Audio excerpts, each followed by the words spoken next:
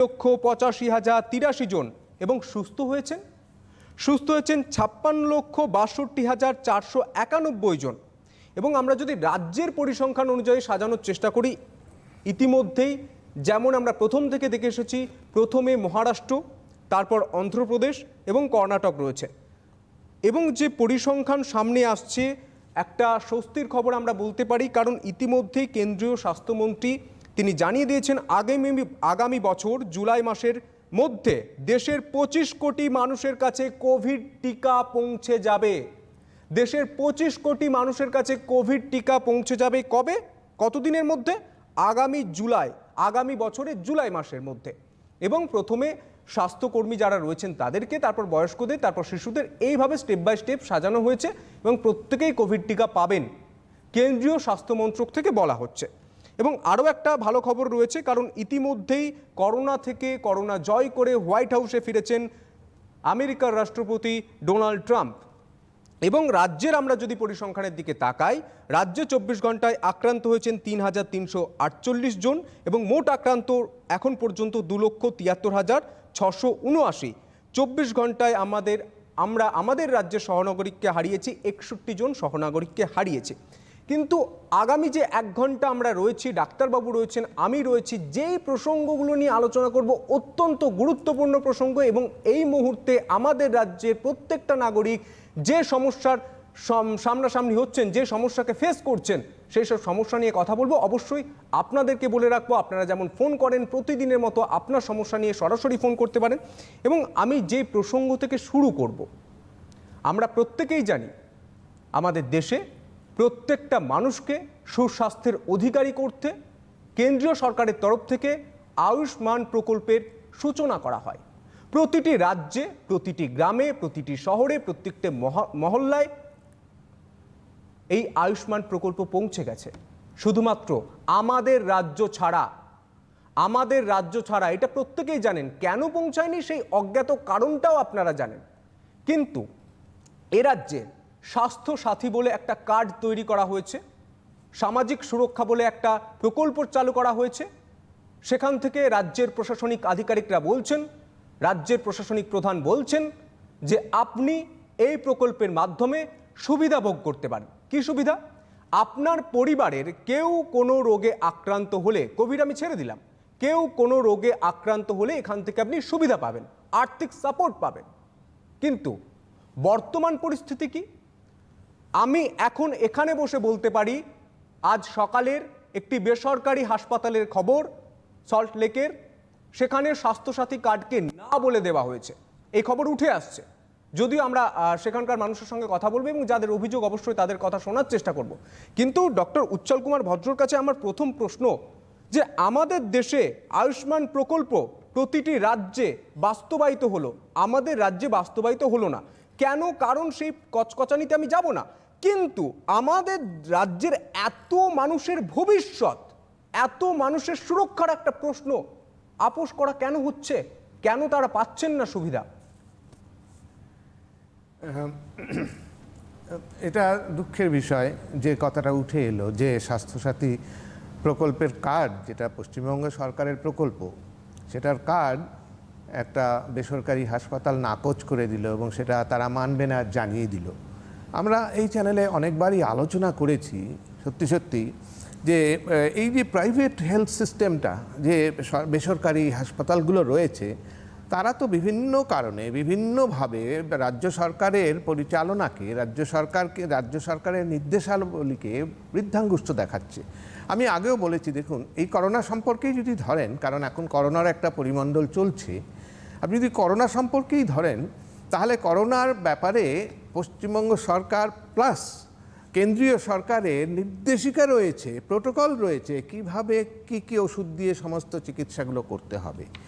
এই যে প্রোটোকলগুলো, যে ম্যানেজমেন্ট প্রোটোকল, কেন্দ্রীয় সরকারের প্রোটোকল প্রথম এসেছিল, তারপর রাজ্য সরকার, কিছুদিন আগেও রাজ্য সরকার সেই প্রোটোকলের নতুন নির্দেশিকা বার করেছেন। তাতে স্পষ্ট করে উল্লেখ করা আছে যে মাইল্ড অসুখে কী দিতে হবে, মডারেটে কী, সিভিয়ারে কী দিতে হবে। এই যে নির্দেশিকাগুলো, এইগুলো রাজ্য সরকারের নিজস্ব হাসপাতালগুলোতে মোটামুটি বাই এন্ড লার্জ মানা হয়, সবগুলোতে মানা হয় না, তারও প্রমাণ আমার কাছে আছে। কিন্তু বড় বড় হাসপাতালগুলোতে, যেমন মেডিকেল কলেজে, যেমন আইটিবিজি হাসপাতালে এগুলো মানা হয় এবং তাতে কিন্তু রেজাল্ট খুব ভালো। কিন্তু আমরা জানি যে এই যে প্রাইভেট হাসপাতালগুলো, সেগুলো কিন্তু প্রথম থেকেই বৃদ্ধাঙ্গুষ্ঠ দেখাচ্ছে, বুড়ো আঙ্গুল দেখাচ্ছে সেই প্রোটোকলকে, যার জন্য রাজ্য সরকার আমরা এখানে বসে প্রচুর সমালোচনা করেছি বিষয়টার, বারবার বলেছি, প্রথম থেকে সরব হয়েছি, যার জন্য রাজ্য সরকার একটা প্রোটোকল মনিটরিং কমিটি ফরমেশন করেছিলেন।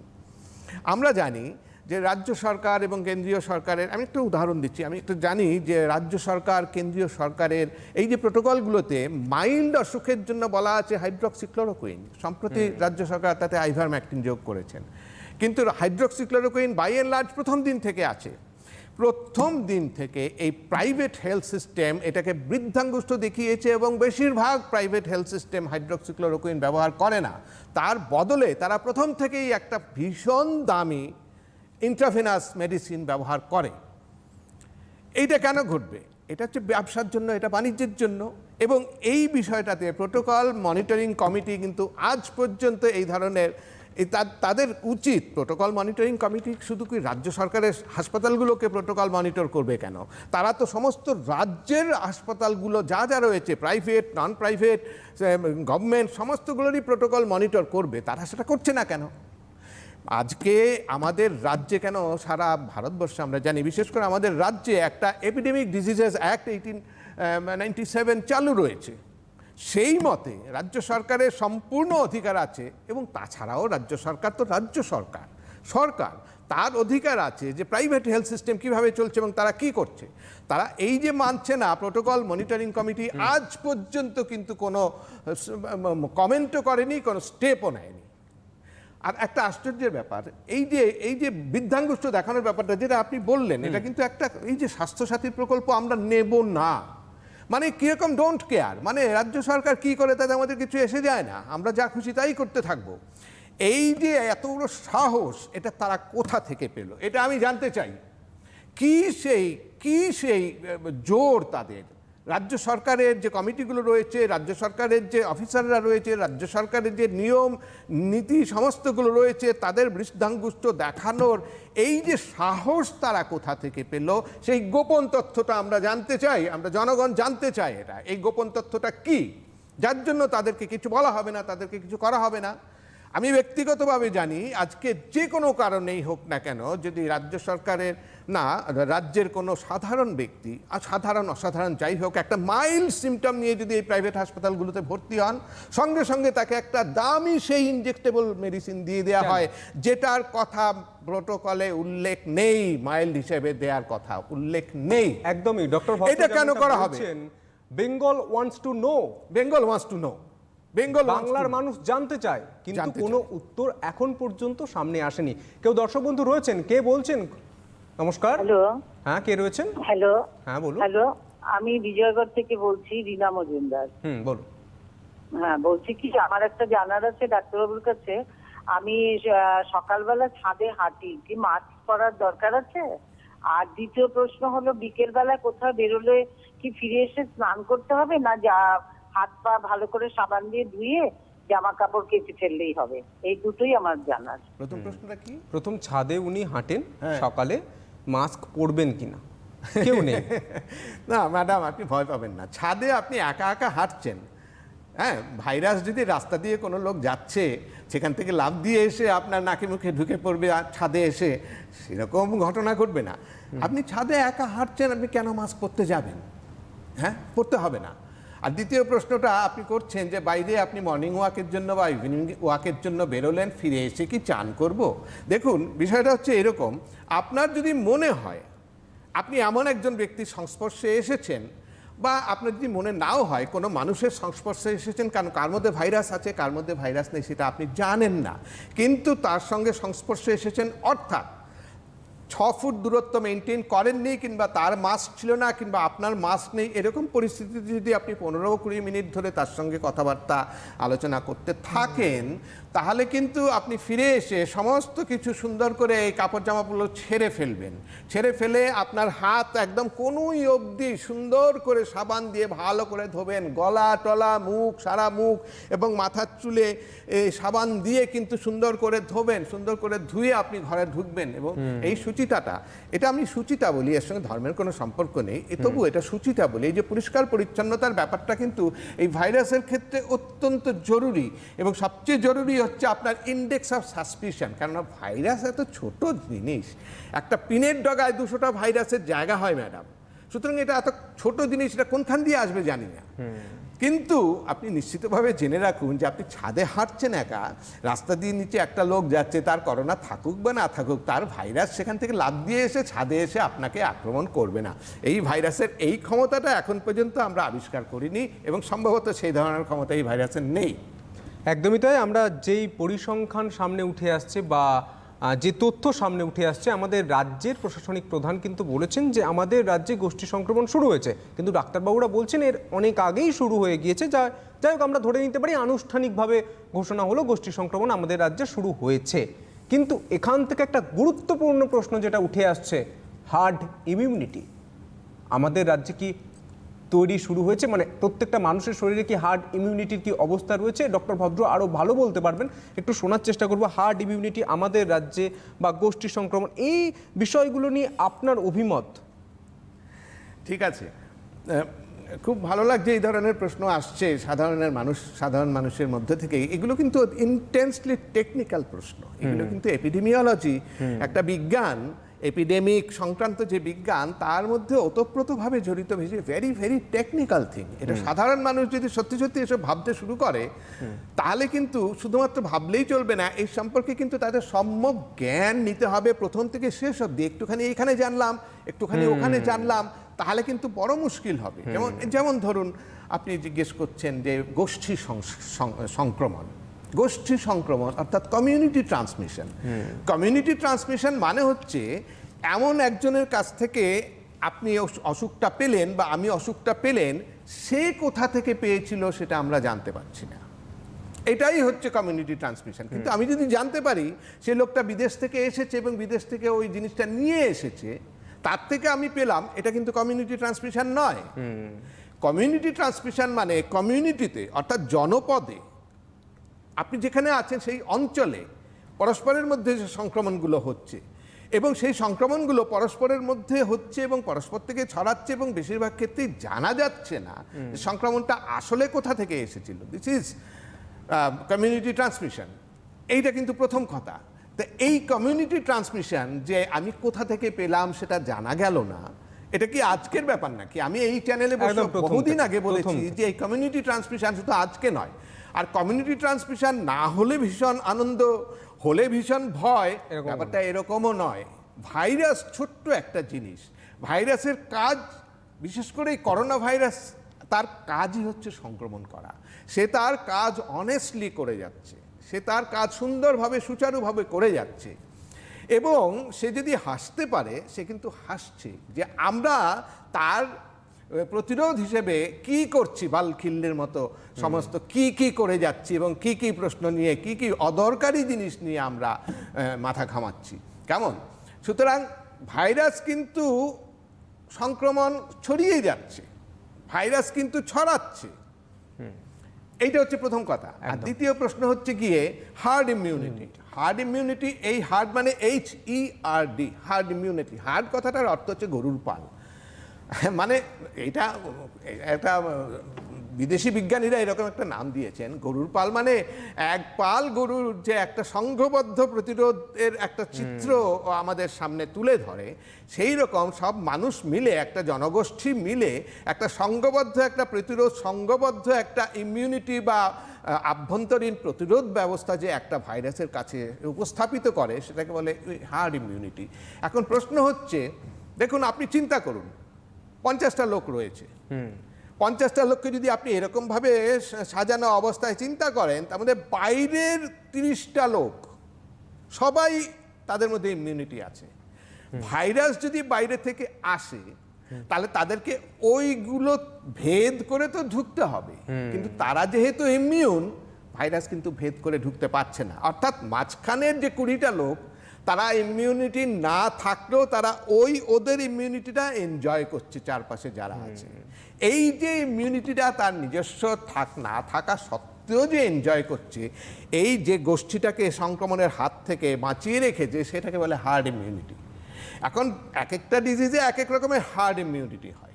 যেমন ধরুন টিটেনাস বলে যে অসুখটা আছে, আপনারা জানেন টিটেনাসে হার্ড ইমিউনিটি 0, কোনো হার্ড ইমিউনিটি নেই, সবাইকে ইমিউন হতে হবে তবে হবে, নাহলে হবে না। আমরা করোনা ভাইরাসের ক্ষেত্রে, করোনা ভাইরাস একটা নতুন অসুখ, আমাদের এখানে মার্চ থেকে এসেছে, তার আগে ডিসেম্বর থেকে পৃথিবীর অন্যত্র হয়েছে, মানে 6-7 মাস 8-9 মাসের ব্যাপার হিস্ট্রি আমাদের, এটা সম্বন্ধে আমাদের খুব বেশি জানা নেই। তবুও মোটামুটিভাবে যেটা জানা গেছে, জানা যায় যে অ্যাবাউট 70% অফ দ্য পিপল, একটা কমিউনিটির অন্ততপক্ষে 70% যদি ইমিউনিটি ভোগ করে, ইমিউন হয়ে যায়, তাহলে কিন্তু হার্ড ইমিউনিটি তৈরি হয়। অর্থাৎ তখন ভাইরাসের পক্ষে ওই তাদের ভেদ করে বাকি 30% লোককে ইনফেক্ট করে ফেলা মুশকিল হবে।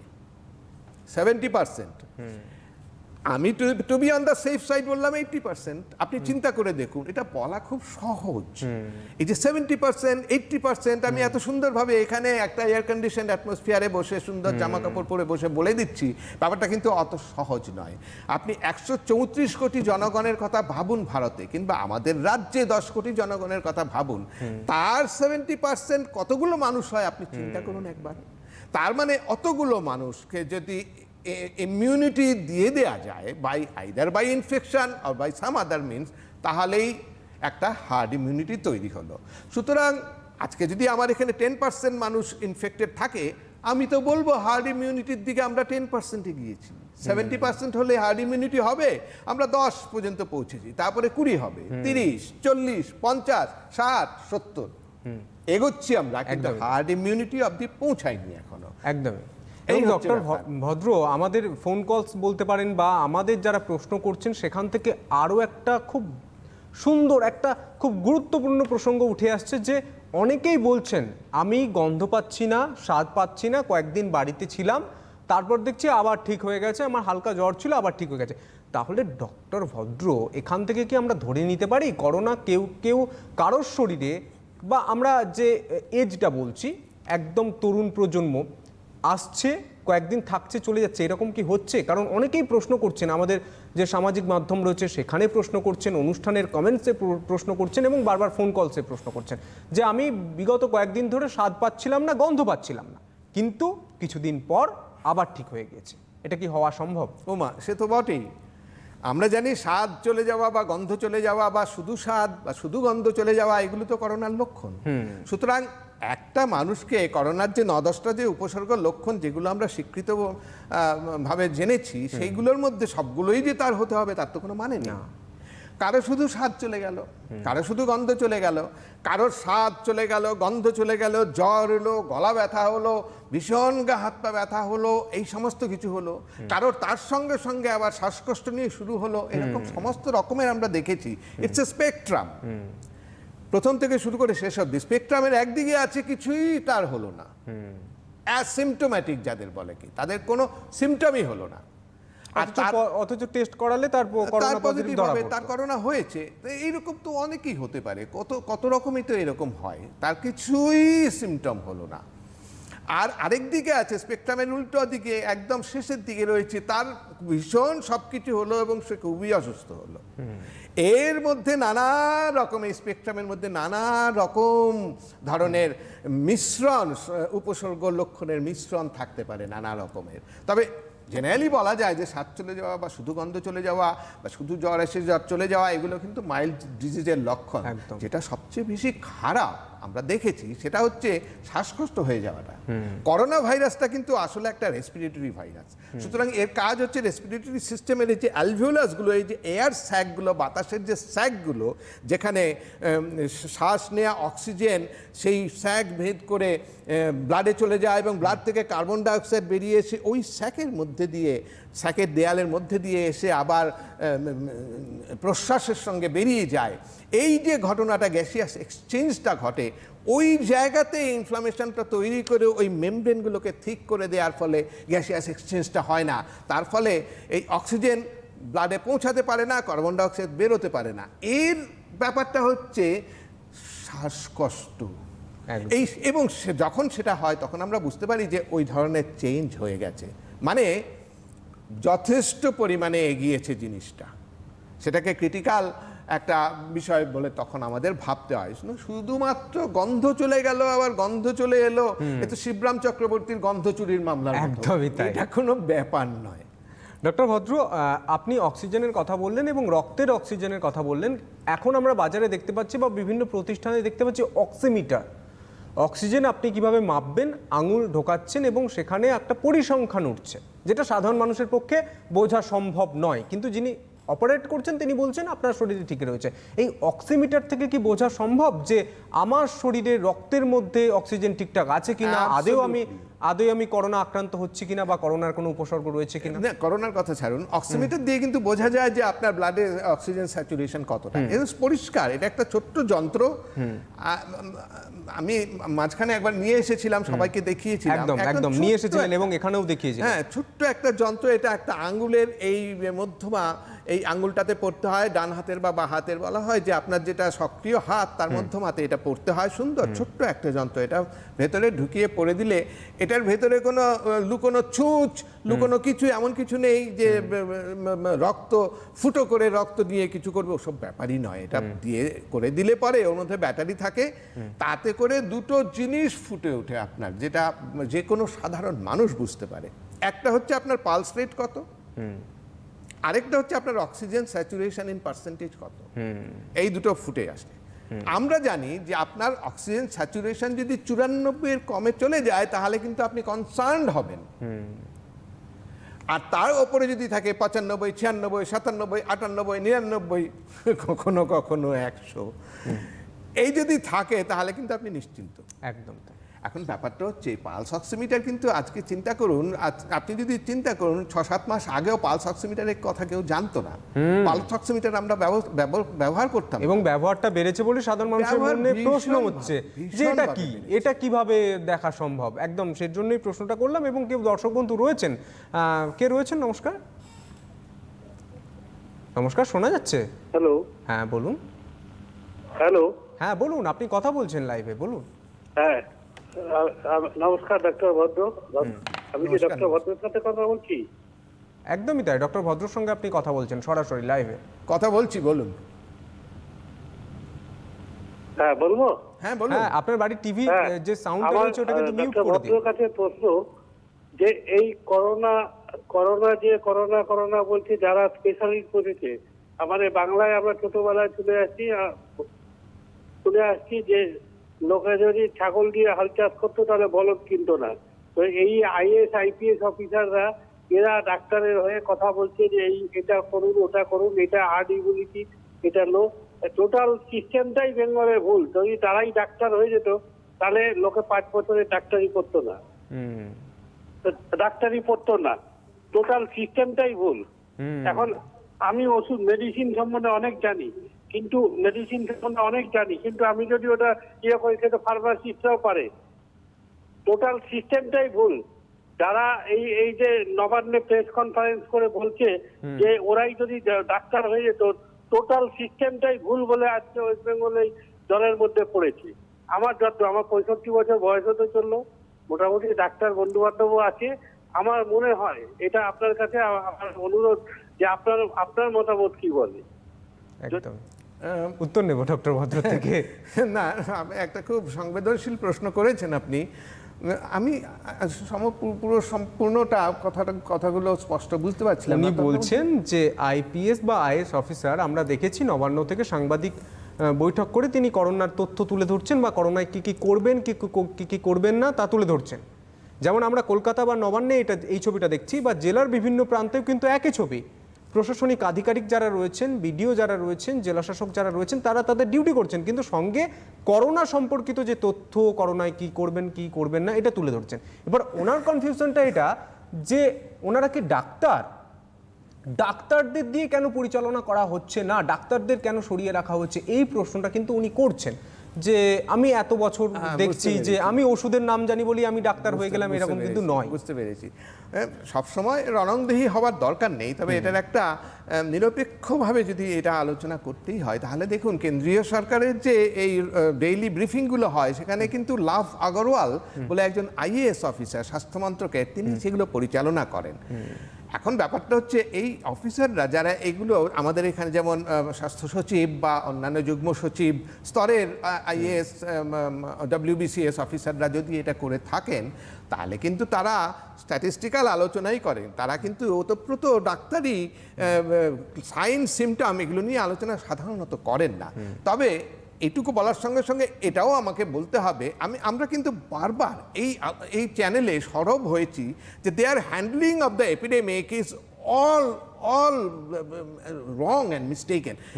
কেননা বলছি, আপনারা যদি, আমি সাধারণ সবাইকে বলছি, ইনক্লুডিং আপনি যিনি প্রশ্ন করলেন তাকেও বলছি, আপনারা যদি রাজ্য সরকারের এই করোনা সংক্রান্ত ওয়েবসাইটে একবার যান, সেখানে দেখবেন অনেকগুলো ভিডিও আছে, এডুকেশনাল ভিডিও, সাধারণ মানুষকে শেখানোর, জানানোর, বোঝানোর উদ্দেশ্যে সেই ভিডিওগুলো করা হয়েছে। তার মধ্যে ওষুধ সম্পর্কে একটা ভিডিও আছে।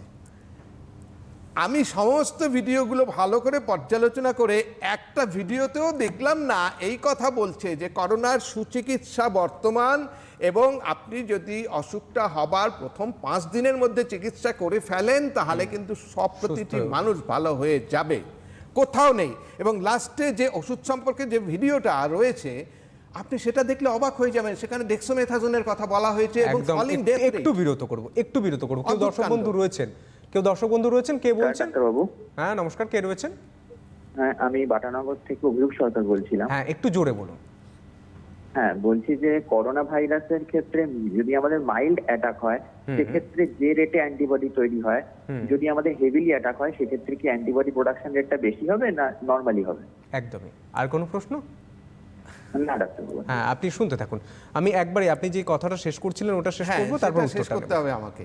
যে যেসব এডুকেশনাল ভিডিওগুলো রয়েছে, তাতে ওষুধ সংক্রান্ত যে ভিডিওটা রয়েছে, সেটা দেখে আমি অবাক হয়ে গেলাম। সেখানে ডেক্সামেথাসোনের কথা বলা হয়েছে, এটা একটা স্টেরয়েড। চিকিৎসা সম্পর্কে আর কোনো ওষুধের কোনো উল্লেখ নেই ওখানে। মানুষ দেখলে আপনি বলছেন হাইড্রক্সিক্লোরোকুইন দেওয়া যাবে এবং রাজ্য সরকারের নিজস্ব প্রোটোকলে পর্যন্ত সেটা রয়েছে, নিজস্ব প্রোটোকলে রাজ্য সরকার মেনশন করেছেন, কিন্তু ওই ভিডিওতে কেন নেই? না, ওখানে সাধারণ মানুষকে, এটা আমি বলতে চাই, এই যে আজকে এত প্যানিক, এত অসুখ ছড়াচ্ছে, এত যেটা আমরা আগের বার আলোচনা করেছিলাম, আপনার মনে আছে, যে চিকিৎসার বিকেন্দ্রীকরণ করা দরকার। অর্থাৎ চিকিৎসা আজকে আমি কেন্দ্রীভূত করে রাজ্য সরকারই শুধু চিকিৎসা বিলোবে, তার হাসপাতাল, তার নির্দেশ অনুযায়ী, আর সাধারণ ডাক্তাররা, যেমন পুরসভার আউটডোরের ডাক্তাররা, যেমন সাধারণ প্রাইভেট প্র্যাকটিশনাররা গ্রামে গঞ্জে সেসব ডাক্তার প্র্যাকটিস করেন, তারা তারপরে প্রাইভেট প্র্যাকটিশনারদের চেম্বারে সমস্ত কিছু, এবং রাজ্য সরকারের সমস্ত আউটডোরের যে ডাক্তাররা বসেন, তাদের মধ্যে এটা ফ্রিলি এই চিকিৎসার যে একটা বন্দোবস্ত, সেটা নয়। আমরা যেটা দেখে অবাক হয়ে যাই, যে রাজ্য সরকারের যে প্রোটোকলে রয়েছে যে চিকিৎসা হবে, চিকিৎসা হবে, আগে টেস্ট করা হবে, টেস্ট পজিটিভ হলে চিকিৎসা করা হবে, নাহলে নয়। আপনি চিন্তা করুন, গত দিনও আমরা এই আলোচনাটা করেছি, আজকে পশ্চিমবঙ্গে যে 10 কোটি জনগণ আছে, তার মধ্যে 70%, অর্থাৎ 7 কোটি জনগণ হলে হার্ড ইমিউনিটি হবে। আজকে যদি ইনফেকশন যদি 10% বা 20% হয়, আপনি ভাবুন যে এতগুলো লোক, এবং 70% হতে গেলে 7 কোটি, সবকটা লোককে আপনি টেস্ট করে আপনি চিকিৎসা করবেন? এত টেস্ট করার ক্ষমতা, ইনফ্রাস্ট্রাকচার, পরিষেবা দেওয়ার যে একটা ইনফ্রাস্ট্রাকচার থাকা দরকার, একটা থাকা দরকার, সেটা কি আছে আমাদের? তা তো নেই। সুতরাং এই যে জিনিসগুলো, তার মানে হচ্ছে গিয়ে আমি অবাক হয়ে গেলাম যে তাদের ওয়েবসাইটে এগুলোর কোনো কথা নেই। এবং আগেও আমি বলেছি যে প্রোটোকল মনিটরিং কমিটি তারা যে প্রোটোকল মনিটর করে তারা কিন্তু এটা দেখে না যে চিকিৎসা ঠিক মতো হচ্ছে কিনা। আজকে সাধারণ আমার কাছে নিজস্ব তথ্য বহু আছে যে সাধারণ একটা অ্যাসিমটোমেটিক বা স্মল সিমটোমেটিক পেশেন্ট, তার হয়তো স্মেল চলে গেছে, তার হয়তো একটুখানি জ্বর হয়েছে, মানে একদমই মাইল্ড, তাকে ভর্তি করে তাকে এই অত্যন্ত দামি ইঞ্জেকশন দিয়ে তাকে বোঝানো হয় যে এই ইঞ্জেকশনটা দিতে হবে, আপনাকে সই করতে হবে, সে ভয়ের চোটে দিয়ে দেয় এবং সে জানে যে আমি এত দামি একটা ওষুধ দিচ্ছি, এইবার নিশ্চয়ই আমি ভালো হয়ে যাব। এইসব করে টোরে এই যে ব্যাপারটা করছে 10 লাখ 15 লাখ, একদম আমরা দেখেছি ভর্তি হওয়ার 24 ঘন্টার মধ্যে কয়েক ঘন্টার মধ্যে বিল হয়ে যাচ্ছে 20 লাখ 10 লাখ। একদম এই জিনিসটা করছে। প্রোটোকল মনিটরিং কমিটি সেই প্রোটোকল মনিটর করছে না। এটা কেন হবে? প্রোটোকল মনিটরিং কমিটির কাজই হচ্ছে সে প্রোটোকল মনিটর করা। তারা গিয়ে কি বলে যে টপ শিট দিতে হবে, তাকে হিস্ট্রি শিটে সুন্দর করে লিখতে হবে। এগুলো কি প্রোটোকল হলো? এগুলো তো সাধারণ কথা। একদম এখান থেকে প্রশ্ন তুলছেন আপনি এবং বাংলার প্রতিটা মানুষ জানতে চায়, বেঙ্গল ওয়ান্টস টু নো যে কেন হচ্ছে না। কিন্তু আরো একটা প্রশ্ন যেটা উঠে এলো ডাক্তারবাবু, একজন দর্শক বন্ধু প্রশ্ন করলেন যে মাইল্ড সিমটম যাদের হচ্ছে, মাইল্ড যারা তাদের অ্যান্টিবডি কতটা হয়, তাদের অ্যান্টিবডি কতটা, আর যাদের বেশি মেজর সিমটম যাতে তাদের অ্যান্টিবডি কতটা হয়। দেখুন, অ্যান্টিবডি তৈরি হতে গেলে একটা ইনফেকশন দরকার। একটু বিরত করি, আরো কেউ দর্শক বন্ধু রয়েছেন। নমস্কার, কে রয়েছেন? নমস্কার, কে রয়েছে? হ্যাঁ বলুন। হ্যাঁ, আমি বসিরহাট সাব ডিভিশন থেকে মহাদেব মান্না বলছি। নমস্কার ডাক্তার। হ্যাঁ বলুন বলুন। আমি বলছি আমার ভাই বাসুদেব মান্না, গত শুক্রবারে আমরা একটা মানে করোনা টেস্ট করাই। ওর 7-8 দিন জ্বর হয়েছিল, করোনা টেস্ট করাতে সেখান থেকে রিপোর্ট পাঠালো যে পজিটিভ। এবার আমাদের সন্দেহ হয়েছে, সিমটম গুলো আমাদের কিছুই ছিল না করোনা, তার জন্য সন্দেহ হতে আমরা আবার পুনরায় অন্য জায়গার থেকে, অন্য ল্যাবরেটরি থেকে আবার পরীক্ষা করে গত রবিবারে। ওটা আজকে রিপোর্টের শেষ, এটা বুঝলেন? তাহলে দু জায়গায় কি হচ্ছে পজিটিভ করছে, আবার এক জায়গায় যেই পরীক্ষাটা অন্য জায়গায় করলাম নেগেটিভ এসছে। এইবার আবার পুনরায় আমরা যখন চার্জ করলাম ওই ল্যাবরেটরিতে, প্রথম ল্যাবরেটরিতে চার্জ করাবার তারা আবার রিপোর্ট পাঠাচ্ছে এখন নেগেটিভ। এইভাবে সাধারণ মানুষকে করোনা নিয়ে আমরা সবাই সতর্ক, সবই ঠিক আছে, তাহলে মানুষকে এইভাবে হ্যারাসমেন্ট, অর্থনৈতিক দিক দিয়ে আবার মানুষকে আপনার কাছে একটা প্রশ্ন করব, আপনি কি স্থানীয় প্রশাসনের সঙ্গে যোগাযোগ করেছেন? না, এক্ষুনি করিনি। এই রিপোর্টটা আপনার তো করা উচিত, অবশ্যই জানানো উচিত। এক্ষুনি করবো, আমরা সেই চিন্তা ভাবনা এগোচ্ছি। আমরা দরকার এফআইআর এর দিকে চলে যাবো, দেখছেন। একদমই তাই, একদমই তাই, একদমই তাই। কেন হচ্ছে এর উত্তর অবশ্যই খুঁজবো। ডক্টর ভদ্র অনেক আগেই এই প্রসঙ্গ তুলেছিলেন এবং আমরাই তুলেছিলাম যে একজন টেস্ট করাচ্ছে অন্য কোনো ল্যাবরেটরি থেকে, সেখান থেকে পজিটিভ, অন্য ল্যাবরেটরি থেকে নেগেটিভ। আমরা দেখেছি আমাদের রাজ্যে এই ভুল হওয়ার জন্য একজনের প্রাণ গেছে। তিনি সম্ভবত ইঞ্জিনিয়ার ছিলেন, তিনি টেস্ট করিয়েছিলেন, নেগেটিভ আসছিল, সেই ল্যাবরেটরি থেকে নেগেটিভ এসেছিল। তিনি একদম মন থেকে ভেবে নিয়েছিলেন না করোনা নয়, সামান্য জ্বর সর্দি হয়েছে, কিন্তু তারপর তিনি মারা যাওয়ার পর টেস্ট করার পর পজিটিভ। উনি প্রথম টেস্টটা কেন করালেন? প্রথমবার যে টেস্ট করালেন উনি বোধহয় এখন আর শুনতে পাচ্ছেন না, বা লাইনে নেই ওদায়। উনি বলেছিলেন যে কিছু জ্বর সর্দি হয়েছিল। তাহলে জ্বর সর্দি হয়েছিল, আপনার করোনা টেস্ট করে পজিটিভ হয়েছিল, আপনার সন্দেহ হলো কেন করোনা নয়? দেখুন, এখন একটা এপিডেমিক চলছে, সেই এপিডেমিকের লক্ষণ উপসর্গের মধ্যে যদি একটাও আসে আপনাকে ধরে নিতে হবে কিন্তু আপনার করোনা হয়েছে, কারণ এপিডেমিক শব্দটার অর্থ হচ্ছে সেইটা। এখানে বেশিরভাগ ক্ষেত্রেই ওই সিমটমগুলো কিছু থাকলে আমরা ধরে নেব যে আপনার সেই অসুখটাই হয়েছে। আমি বারবার এটা বলছি, আমরা যদি টেস্টের জন্য বসে থাকি তাহলে আপনার চিকিৎসা হবে না, আপনি অসুখটা ছড়াতে থাকবেন। সুতরাং টেস্ট ইজ নট ইম্পর্টেন্ট। আর টেস্ট সম্বন্ধে আরেকটা জিনিস সবার জেনে রাখা দরকার যে এই টেস্টগুলো কিন্তু 100% ফুল প্রুফ নয়। টেস্টে কিন্তু অনেক সময় যে পজিটিভটা আছে সে আসলে পজিটিভ নাও হতে পারে, এবং নেগেটিভ আছে সেই নেগেটিভটা আসলে নেগেটিভ নাও হতে পারে। আর তৃতীয় কথা হচ্ছে গিয়ে এই টেস্ট আপনি কোথা থেকে করাচ্ছেন সেটা ইম্পর্টেন্ট। রাজ্য সরকারের কতগুলো স্বীকৃত ল্যাবরেটরি আছে, সেগুলো হচ্ছে নির্ভরযোগ্য। আপনি যদি যেখানে সেখানে গিয়ে করান টেস্ট, তাহলে কিন্তু এরকম প্রচুর দেখেছি আমরা, টেস্ট করে দেবো বলে বাড়িতে এসে ব্লাড নিয়ে যাচ্ছে, নানা রকম সুবিধা দিচ্ছে, তাদের কোনো স্বীকৃতি নেই, তারা কোথায় সেই ব্লাড পাঠাচ্ছে চেন্নাই থেকে, সেখান থেকে এক ল্যাবরেটরি টেস্ট করে রিপোর্ট পাঠাচ্ছে। এই যে চক্রটা কি জন্য? আমাদের এখানেই তো টেস্ট ল্যাবরেটরি। ডক্টর ভদ্র, আমার যেটা মনে পড়ছে, আমাদের খবরের জেরে একটা পর্দা ফাঁস হয়েছিল যে একজন ল্যাবরেটরিতে কাজ করেন, করোনা যেখানে টেস্ট হচ্ছে সেই ল্যাবরেটরিতে কাজ করেন, তিনি পার্সোনালি প্রত্যেকটা লোকের সঙ্গে যোগাযোগ করছেন এবং সেই করোনা টেস্ট করাচ্ছেন, এবং সেটা কোনো বৈজ্ঞানিক পদ্ধতিতে নয়, তিনি তার বাড়িতে করছেন এবং রিপোর্ট দিচ্ছেন। মোটা টাকা অঙ্কের পরিমাণে কিন্তু সেই রিপোর্ট দিচ্ছেন, এবং তার জন্য বারে বিভ্রান্তি সামনে আসছে। অবশ্যই ডক্টর ভদ্র, এখানে তো মানতে হবে প্রশাসনিক নজরদারি তো থাকা প্রয়োজন। আচ্ছা, প্রশাসনিক নজরদারি তো নিশ্চয়ই থাকা প্রয়োজন, সেই জন্য তো আপনি তাকে অ্যাডভাইস করলেন যে আপনি সরকারের সঙ্গে যোগাযোগ করুন। একদমই তাই। সরকার তো নিজের পক্ষে, সরকার তো অন্তর্যামী নয়, তারা তো ফট করে নিজেই বুঝে যাবেন না কোথায় কি হচ্ছে। তবে এটাও সত্যি কথা যে সরকারের যে এনফোর্সমেন্ট বা সরকারের যে নিজস্ব ইন্টেলিজেন্স আছে, তারা কিন্তু আমাদের এইসবগুলো আলোচনা এত হয়েছে, তারা কিন্তু এই বিষয়ে তারা অবহিত আছেন যে একটা মহালুণ্ঠন চলছে।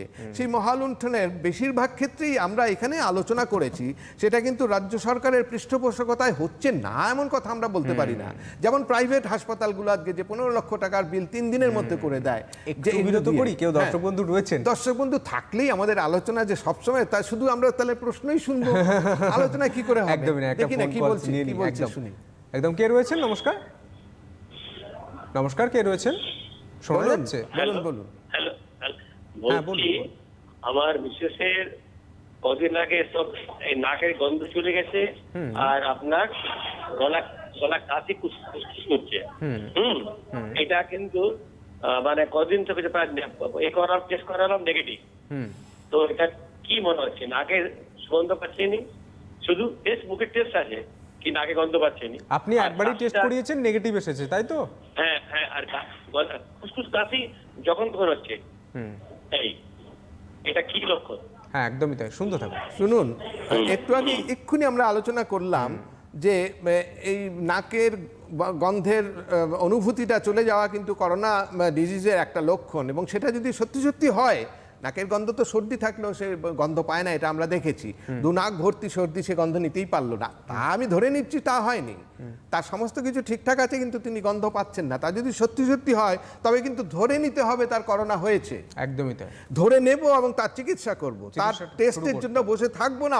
প্রথম 5 দিনের মধ্যে চিকিৎসা করলে, দেখুন অনেকে বলে অ্যাসিমটোম্যাটিক কেস বা অল্প সিমটম, তাকে চিকিৎসা কেন করব, শুধু প্যারাসিটামল দিয়ে দেব।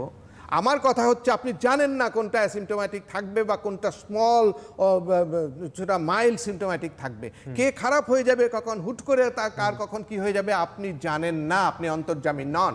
আর যেহেতু খুব সুচারু চিকিৎসা এবং নন টক্সিক, খুব চিপ সস্তা চিকিৎসা অ্যাভেইলেবল, সেটা প্রোটোকলেই রয়েছে। যদিও এই প্রোটোকলটা সম্বন্ধে রাজ্য সরকারও বিশেষ কথা বলেন না, একমাত্র আমরাই এখানে বসে চেঁচামেচি করি যে প্রোটোকল অনুযায়ী চিকিৎসা করা উচিত। রাজ্য সরকারের প্রোটোকল মনিটরিং কমিটি নিয়েও আমরা অনেক কথা বললাম, কেউ বলে না যে প্রথম 5 দিনের মধ্যে হাইড্রক্সিক্লোরোকুইন অথবা আইভারমেকটিন দিয়ে চিকিৎসা করে ফেলতে হবে, তাহলেই কিন্তু এত গন্ডগোল কিছু হয় না। এবং সেই চিকিৎসা হাইড্রক্সিক্লোরোকুইন, আইভারমেকটিন এগুলো দিয়ে চিকিৎসা করার জন্য বিরাট সুপার স্পেশালিস্ট দরকার নেই। সাধারণ চিকিৎসক, সাধারণ গ্রামে গঞ্জে যে চিকিৎসকরা চিকিৎসা করেন, তাদের পক্ষে এটা যথেষ্ট চিকিৎসা করে ফেলা। তাদের হাতে ছেড়ে দেওয়া হোক। আজকে রাজ্য সরকারের তরফ থেকে সুন্দর সুচারুভাবে আমরা যেমন বলছি, সবাইকে বলা হোক যে আপনারা চিকিৎসায় অংশগ্রহণ করুন। ডক্টর ভদ্র, কিন্তু চিকিৎসকরা বলছেন, আমার নিজের বাড়ি প্রত্যন্ত একটা গ্রামে এবং আরামবাগ পেরিয়ে কামারপুকুরে, সেখানকার চিকিৎসকরা বলছেন, সরাসরি বলছেন যে আমাদের কাছে কোনো তথ্য নেই, আমরা কি করব। তার মানে ডক্টর ভদ্র, যে প্রসঙ্গ বারে যে অভিযোগ আপনারা এখান থেকে তুলেছেন, ডাক্তারবাবুরা বলছেন, আমরা বলছি, এবং বাস্তব চিত্র যেটা উঠে আসছে, কমিউনিকেশন গ্যাপ সেটা তো রয়েছে, এটা তো স্বীকার করতে হবে। ডেফিনেটলি আজকে আমরা ছবি সহ full page, half page, quarter page advertisement কত বিষয়ে দেখি, এই সম্পর্কে তো দেখি না। ডাক্তারবাবুরা আপনারা দয়া করে এগিয়ে আসুন, মাইল্ড ডিজিজে এই ধরনের সিমটম হলে আপনারা চিকিৎসা করুন, এই ধরনের কোনো অ্যাডভার্টাইজমেন্ট তো আমরা দেখি না। এই যে আজকে ডাক্তারবাবুরা বলছেন আমাদের কাছে কোনো তথ্য নেই, আমি ডাক্তারবাবুদেরও বলবো, কি তথ্য চাইছেন আপনারা? আপনাদের চোখ, কান, নাক সমস্ত কিছু খোলা আছে, তো আপনারা তো দেখছেন চারিদিকে কি হচ্ছে। It's your duty, it's your job to find out. আপনারা পড়াশুনো করুন, আপনারা খবরের কাগজ পড়ছেন, আপনারা জানেন একটা এপিডেমিক চলছে, এই এপিডেমিকের প্রোটোকল কি আছে সেটা রাজ্য সরকারও বের করেছে, সেটা কেন্দ্রীয় সরকারও বের হচ্ছে, আপনারা সেই অনুযায়ী চিকিৎসা করুন। প্রবলেম হচ্ছে কোনটা জানেন তো, এই প্রোটোকলগুলোতে বিশেষ করে রাজ্য সরকার, কেন্দ্রীয় সরকার, রাজ্য সরকারের প্রোটোকলগুলোতে লেখা আছে যে টেস্ট করা হবে, তারপর টেস্টে পজিটিভ হলে এই। সুতরাং এই যে টেস্টের উপর নির্ভরশীলতা, এটা কিন্তু খুব খুব সন্তর্পণে করে দেয়া হয়েছে যাতে সাধারণ মানুষ। আরেকটা জিনিস দেখুন, এই যে হাইড্রক্সিক্লোরোকুইন দিয়ে সুচারু চিকিৎসা করলে অসুখ ভালো হয়ে যাবে, এটা হলে তো মুশকিল। ফানুস, এই এপিডেমিকের ফানুসটা ফেটে যাবে, এই এপিডেমিকটা স্থায়ী হবে না, প্যানিকটা স্থায়ী হবে না, মহালুণ্ঠনটা তো চালিয়ে যাওয়া যাবে না। এটা চিন্তা করুন, এটা হতে তো দেয়া যায় না। সুতরাং এপিডেমিকটা চলার পেছনে অনেক যুক্তি আছে আমাদের। এই মহালুণ্ঠনের একটা বিরাট ব্যবসায়িক অপরচুনিটি। একটু আগে পালস অক্সিমিটারের কথা বলা হলো। পালস অক্সিমিটারের দাম 900 টাকা শুরু করে 5000 টাকা। আজকে বিক্রি হচ্ছে, হু হু করে বিক্রি হচ্ছে। 8 মাস আগে পালস অক্সিমিটারের নাম কেউ শোনে না, এখন কিন্তু পালস অক্সিমিটার ঘরে ঘরে একাধিক পালস অক্সিমিটারের কথা বলছেন ডক্টর ভদ্র। আচ্ছা, আমরা যখন স্যানিটাইজার, বিভিন্ন এই স্যানিটাইজার, একদমই তাই, আমি এই প্রসঙ্গেই আসছিলাম। স্যানিটাইজার, আমরা যখন বিভিন্ন পানের শপিং মলে দোকানে যেতাম, স্যানিটাইজার। স্যানিটাইজার পড়ে থাকতো, এক কোণে পড়ে থাকতো, ডেট এক্সপায়ার হয়ে যেত, ফেলে দিতেন, এবং কেউ কেউ বলতেন এত অফার দিচ্ছে আপনি নিয়ে যান। বিক্রি হতো না, অনেকে ব্যবহার করতেন, কিন্তু এভাবে হু করে বিক্রি, থার্মাল গান থেকে অক্সিমিটার, এটা আমরা দেখিনি। মাস্ক, এই করোনা, হ্যাঁ মাস্ক, রাস্তা গেলে হাঁটলে আপনি দেখবেন মাস্ক নিয়ে নিয়ে ঘুরে বেড়াচ্ছে, নানা রকমের মাস্ক ঝুলছে। আপনি চাঁদনি চকে যান, ঢেলে মাস্ক। কতটা সায়েন্টিফিক, কতটা সায়েন্টিফিক মাস্ক কি তৈরি করা হচ্ছে? N95 মাস্ক এখন ভারতবর্ষে তৈরি হচ্ছে, প্রচুর কোটি কোটি লক্ষ লক্ষ মাস্ক তৈরি হচ্ছে, আমরা রপ্তানি করছি, আমদানি করছি। এই যে একটা বিজনেস অপরচুনিটি, একটা নতুন বিজনেস, মানে এই করোনার আবহে কোটি কোটি টাকার লেনদেনের একটা নতুন রাস্তা প্রশস্ত হয়েছে। তারপরে ওষুধের কথা, চিকিৎসার কথা তো ছেড়েই দিলাম, সেটা তো আছেই। যত আপনি এটাকে জিইয়ে রাখতে পারবেন, তত 15 লক্ষ টাকা, 20 লক্ষ টাকার প্যাকেজে আপনি রুগীদের ভর্তি করে আপনি লাভ করাতে পারবেন। আপনি চিন্তা করে দেখুন, গত 10-15 বছরে এমন কোনো ওষুধ এসেছিল যেটা একটা স্পেকটাকুলার বিজনেস দিয়েছে ফার্মা কোম্পানিগুলোকে? এই সুযোগটা হাতছাড়া করবে কেন তারা? এবং আমরা ছবিতে দেখতে পাচ্ছি স্যানিটাইজার টানেল। এই টানেল কতটা সায়েন্টিফিক, ইতিমধ্যে WHO-র যা গাইডলাইন্স এবং আমরা ICMR যে তথ্য দেখলাম, সুপ্রিম কোর্টও জিজ্ঞাসা করেছে কেন বন্ধ হচ্ছে না এই স্যানিটাইজার টানেল, কতটা সায়েন্টিফিক, কত ক্ষতি করছে না তো, হিতে বিপরীত হচ্ছে না তো, এই প্রশ্ন কিন্তু তুলেছেন। ডক্টর ভদ্রর থেকে একদম সহজ স্পষ্ট ভাষায় জিজ্ঞাসা করব, কতটা সায়েন্টিফিক, আমাদের শরীরে হিতে বিপরীত করছে না তো, ক্ষতি করছে না তো, আমরা স্যানিটাইজ হতে যে আমাদের অন্য কোনো রোগ থাবা বসাচ্ছে না তো? এই প্রশ্নগুলো সাধারণ মানুষ এখন তুলছেন। ডক্টর ভদ্র কি বলবেন? এই যে একটা টানেলের ভেতর দিয়ে স্যানিটাইজার স্প্রে করা হলো, সমস্ত কিছু করা হচ্ছে, যে এই তো এত একটা, এই যে যেমন আপনারা দেখতেই পাচ্ছেন যে স্যানিটাইজার স্প্রে করা হচ্ছে রাস্তার মধ্যে। এগুলো আমরা দেখেছিলাম পরিযায়ী শ্রমিক যখন ফিরছিলেন ভিন রাজ্য থেকে, শিয়ালদার ছবি আমরা প্রথম দেখিয়েছিলাম, অমানবিক ছবি, এটা বলতে হচ্ছে একদম স্মৃতির পাতা থেকে তুলে এনে বলতে হচ্ছে অমানবিক ছবি। পরিযায়ী শ্রমিক যারা ফিরে এসেছেন, বাচ্চা, 10 বছরের বাচ্চা, তার শরীরে একদম চোখ মুখ পর্যন্ত এইভাবে স্যানিটাইজ করা হচ্ছিল। এটা কতটা সায়েন্টিফিক, সেই সময় প্রশ্ন তুলেছিল, আমাদের চ্যানেল তুলেছিল, আমরা তুলেছিলাম, ডাক্তারবাবুরা তুলেছিলেন। আজও সেই প্রসঙ্গ ফিরে এলো যে স্যানিটাইজার টানেল থেকে শুরু করে এভাবে স্যানিটাইজ করা কতটা সায়েন্টিফিক।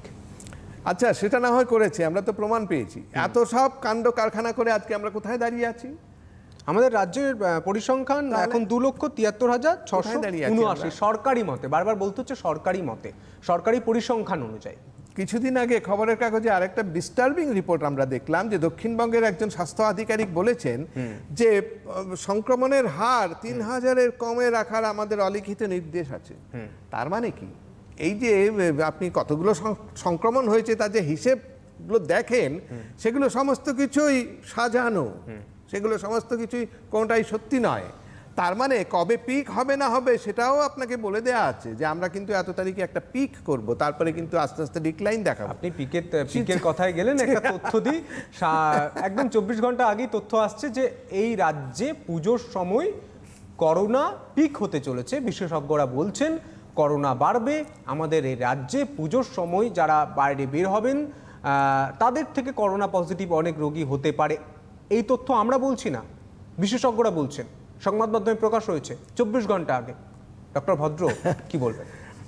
এটা তো বটেই, যে কোনো একটা জনসমাগম, আমি তো কিছুদিন আগেই তো এখন যদি আপনারা গড়িয়াহাট বা হাতিবাগানের মার্কেটিং নিউ অঞ্চলে মার্কেট, যান, একদম। নিউ মার্কেটে যদি যান, সেখানে দেখবেন গিজ গিজ ভিড়ের মধ্যে মানুষ, কেউ মাস্ক পরেছে, কেউ মাস্ক পরেনি, রবিবারের ইত্যাদি ছবি করে। আমরা তুলে ধরেছিলাম। একদমই। সুতরাং সমস্ত কশন, সমস্ত সতর্কতা জলাঞ্জলি দিয়ে মানুষ তো বেরিয়েছে। সুতরাং দেখুন, বারবার বলছি আমরা, এই সংক্রমণ করোনা ভাইরাসের একটা কাজই আছে, সে শুধু ছড়াবে। সে কিন্তু অনেস্টলি, উইথ অল অনেস্টি, সে কিন্তু ছড়িয়ে যাচ্ছে। আমরা সেই ছড়ানোটা রোধ করতে পারছি না। আর এটা আস্তে আস্তে আমি আপনাদের বলে দিচ্ছি, আগেও বলেছি, এই সংক্রমণ কিন্তু নিজে নিজে থামবে না। আমরা যদি মনে করি যে আমরা যেসব বালখিল্য ব্যাপারগুলো করে যাচ্ছি, আমরা চিকিৎসা করব না, আমরা মানুষগুলোকে করোনাটা ছড়াতে দেব, এই যেমন যে অ্যাসিমটোম্যাটিকগুলোকে তো জানা যাচ্ছে না, যখন জানা যাবে যে তার পরিবারে একজন পজিটিভ রয়েছে, বাকিরা অ্যাসিমটোম্যাটিক, আমরা কাউকেই কোনো, আর যিনি পজিটিভ হয়েছেন তারও সিমটম না হলে বিশেষ কিছু প্যারাসিটামল ছাড়া কিছু চিকিৎসা তাকে দেওয়া হচ্ছে না। এই যে বিষয়টা চলছে, এই যে চিকিৎসা না করে ফেলে রাখা হচ্ছে, এই যে টেস্ট নির্ভরতা, এতে করে কিন্তু এই এপিডেমিকটা সাস্টেইনড হচ্ছে, এপিডেমিকটা থাকছে, এপিডেমিকটার প্রসার ঘটছে, যেটা আমাদের সন্দেহ, একটু আগেই বলেছি, একটা প্রসার ঘটুক এরকম একটা ঠাড়ে একটা ব্যাপার যে চলছেই, যে করোনা প্রসার হওয়া দরকার আছে, তাহলে আমাদের মহালুণ্ঠন এবং তাতে আমাদের ব্যবসাটা খুব ভালোভাবে চলবে।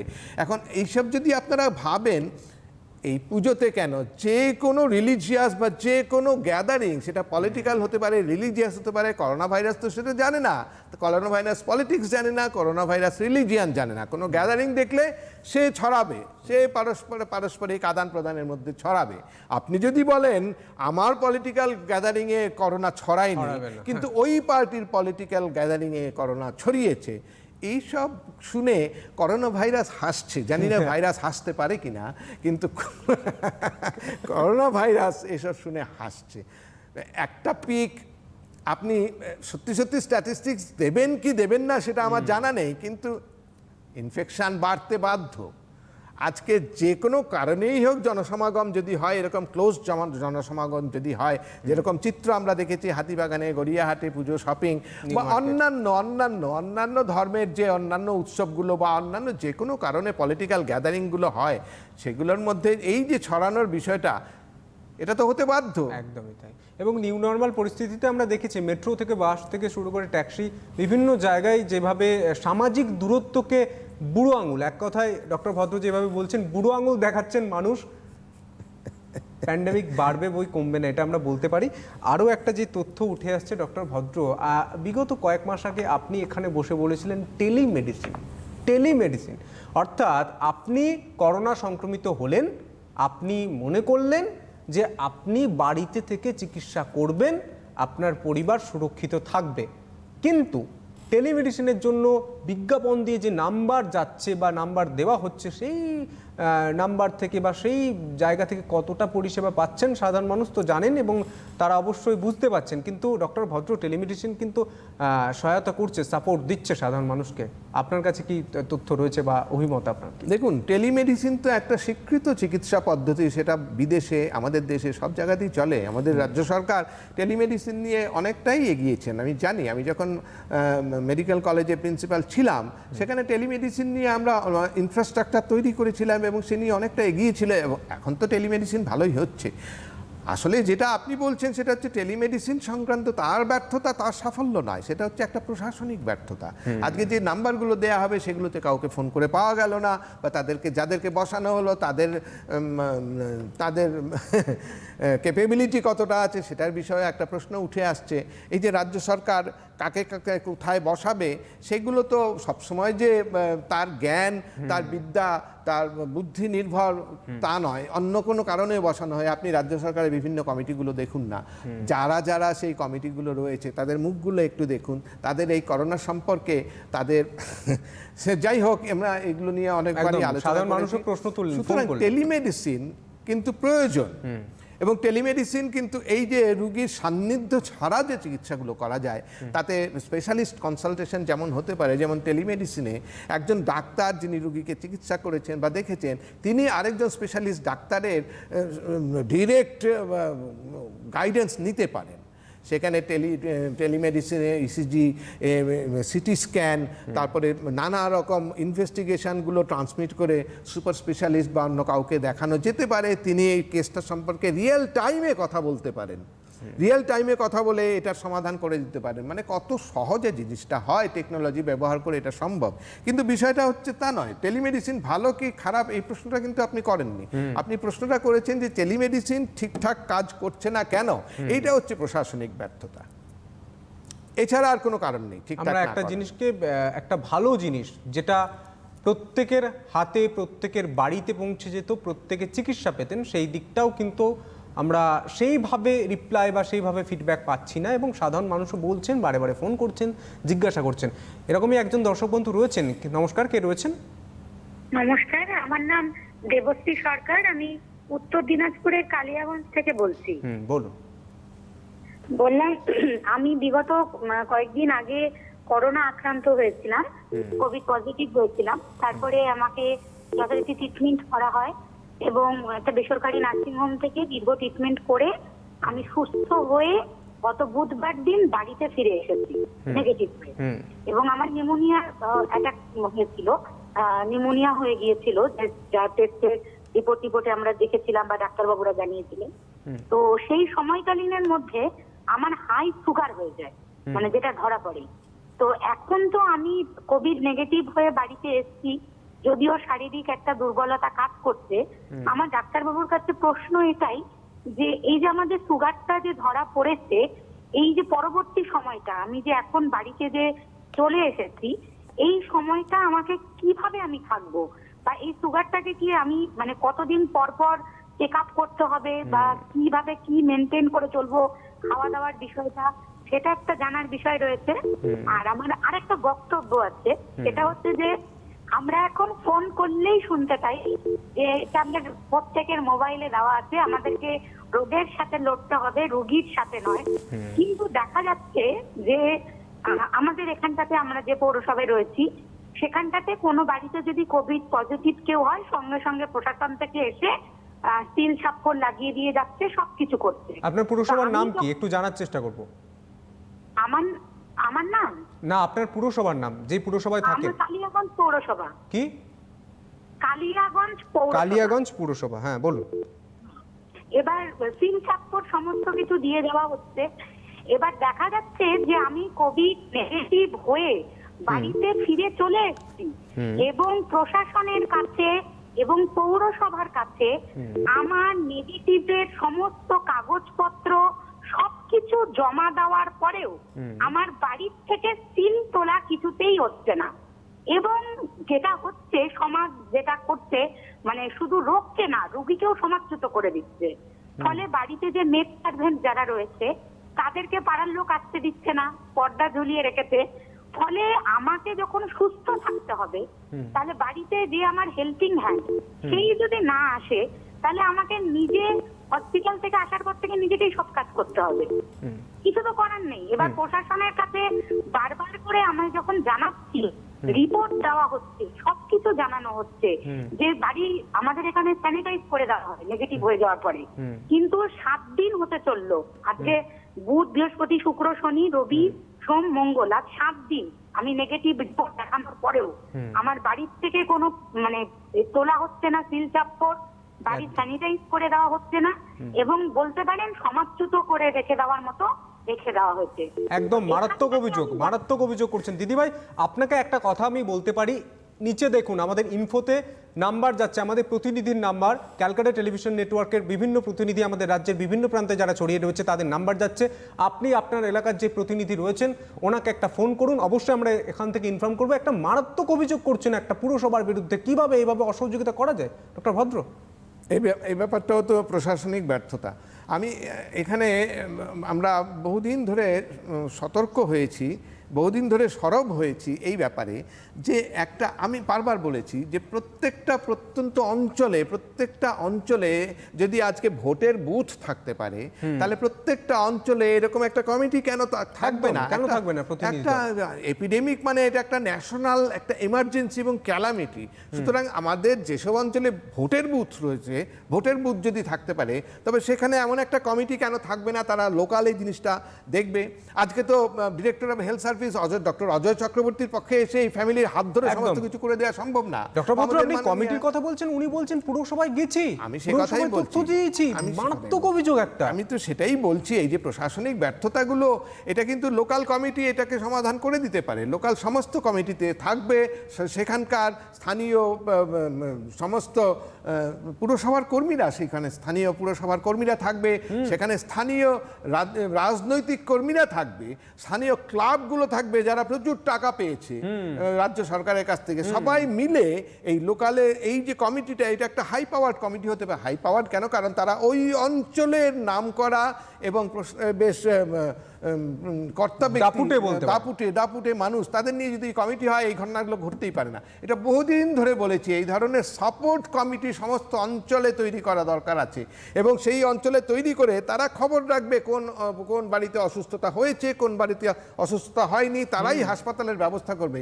আজকে উদ্ভ্রান্তের মতো অসুস্থতা হলে সে গিয়ে এই হাসপাতাল ঘুরে বেড়াবে, এই জিনিসটা যেগুলো অনেক আগে হয়েছিল, এখনো হচ্ছে না তা নয়, এখনো হয়ে চলেছে, কিন্তু এই জিনিসগুলো সম্পূর্ণ বন্ধ হয়ে যাওয়া দরকার। অবস্থা বোঝার চেষ্টা করুন। একজন করোনাকে জয় করে, করোনা জয়ী একজন বাড়ি ফিরছেন, তাকে এভাবে অবহেলা করা হচ্ছে পুরসভার তরফ থেকে। বাড়ি তো স্যানিটাইজ করাই হচ্ছে না, উপরন্তু তাকে অসহযোগিতা করা হচ্ছে।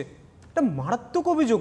একজন ফোন করেছেন বলে একজনের সঙ্গেই হচ্ছে এরকম তথ্য নয়। উনি আজকে ফোন করেছেন, ফোন পেয়েছেন, তা বলে এই একজন নয়, অনেকেই এরকম রয়েছেন, এরকম আশঙ্কা প্রকাশ করেছিলেন, আপনি এখানে প্রকাশ করেছিলেন এই আশঙ্কা। আলোচনা প্রচুর করেছি, এবং সত্যি আমরা বারে বারে বলছি, সাধারণ মানুষকে বারে বারে বলছি, রোগকে ঘৃণা করুন, রোগকে দূরে সরিয়ে রাখুন, রোগীকে নয়। যিনি করোনা নেগেটিভ হয়ে বাড়ি ফিরছেন, সায়েন্টিফিক রিপোর্ট বলছে তার করোনার নেগেটিভ, আপনি তাকে দূরে সরিয়ে রাখতে পারেন না। যেই প্রতিবেশীটা পুজো পার্বণ থেকে শুরু করে বিভিন্ন অনুষ্ঠান একসঙ্গে খেলা করেছেন, একসঙ্গে আড্ডা মেরেছেন, একসঙ্গে বাইরে বেরিয়েছেন, তাকে দূরে সরিয়ে দিচ্ছেন এই রোগের জন্য। আমরা বারে বারে এই করোনা সতর্কতা অনুষ্ঠান থেকে আমরা বলেছি, রোগীকে ঘৃণা করবেন না, রোগীকে দূরে সরাবেন না, রোগকে সরিয়ে রাখুন। এই ঘটনা সত্যি আমাদের বেদনা দেয়। আমরা বলতে পারি, অনুষ্ঠানের সঞ্চালনার চেয়ারে বসে থাকলেও আমায় বলতে হয়, আমি যথেষ্ট দুঃখিত, আমি যথেষ্ট মর্মাহত। একজন ব্যক্তি, আমাদের সহনাগরিক, তিনি কেন এভাবে অবহেলা শিকার হবেন, সেই প্রশ্নই কিন্তু উঠে আসছে। এবং আমরা একদম শেষ মুহূর্তে দাঁড়িয়ে রয়েছি, সেই অনুষ্ঠানের একদম শেষ সময়ে দাঁড়িয়ে রয়েছি। যেটুকু তথ্য দেওয়ার, যেটুকু প্রশ্ন করার, যেটুকু উত্তর দেওয়ার আমরা চেষ্টা করলাম, এবং আর কত সময় রয়েছে আমি একটু জানার চেষ্টা করব। কিন্তু তার আগে ডক্টর ভদ্র, আমি একটা প্রশ্ন করতে পারি যে সামনে পুজো, মানুষ সমস্ত সতর্কতা নিয়ে পুজো দেখতে যাবেন, এটা আমরা আশা করি, কিন্তু একটা সাধারণ মানুষের মধ্যে যে কনফিউশন আসছে, যে পোশাক, আমরা শপিং মলে পোশাক কিনতে যাব কি যাব না, বা অনলাইনে কিনবো কি কিনবো না, সেই তথ্য কিন্তু উঠে আসছে। কি বলবেন, কিভাবে সতর্ক করবেন? একটা খুব ছোটভাবে, খুবই ছোট করে বলছি যে এই যে গ্যাদারিংগুলো হয়, আপনি শপিং মলে পোশাক কিনতে যান বা না যান, এগুলোতে তো সংক্রমণ ছড়াবেই, এতে কোনো সন্দেহ নেই। আর আপনি পিপিই পরে পোশাক কিনতে যাবেন, একদম একদম, দোকানের বিক্রেতাও পিপিই পরে পোশাক বিক্রি করবে, তা তো নয়। এইটা ঘটবেই, এটা একদমই তাই, সাবধানে থাকতে হবে। এবং আমাদের আজকে একদম সময় শেষ। আমরা যেটা বলছিলাম, অনুষ্ঠানের শেষে ছিলাম, অবশ্যই যাওয়ার আগে একটা কথাই বলবো, ভালো থাকবেন, সুস্থ থাকবেন, পরিবারকে সুস্থ রাখবেন, প্রতিবেশীদের সুস্থ রাখবেন, বাড়ির কনিষ্ঠতম সদস্যর দিকে নজর রাখবেন, বয়স্কদের নজর রাখবেন। আর বারে বারে আমরা যে তথ্য আপনাদের সামনে তুলে ধরার চেষ্টা করছি, সেই তথ্য থেকে অন্তত সতর্ক হন, আপনার পরিবারের জন্য সতর্ক হন। ভালো থাকবেন, সুস্থ থাকবেন। ডক্টর ভদ্র, আপনাকে অসংখ্য অসংখ্য ধন্যবাদ আপনার গুরুত্বপূর্ণ সময় থেকে আমাদের দেওয়ার জন্য। আপনাদেরও ধন্যবাদ, আপনারা এত তথ্য আমাদের সামনে তুলে ধরলেন, এত প্রশ্ন করলেন, যার জন্য অসংখ্য মানুষ উপকৃত হলেন। ভালো থাকবেন, সুস্থ থাকবেন, নমস্কার।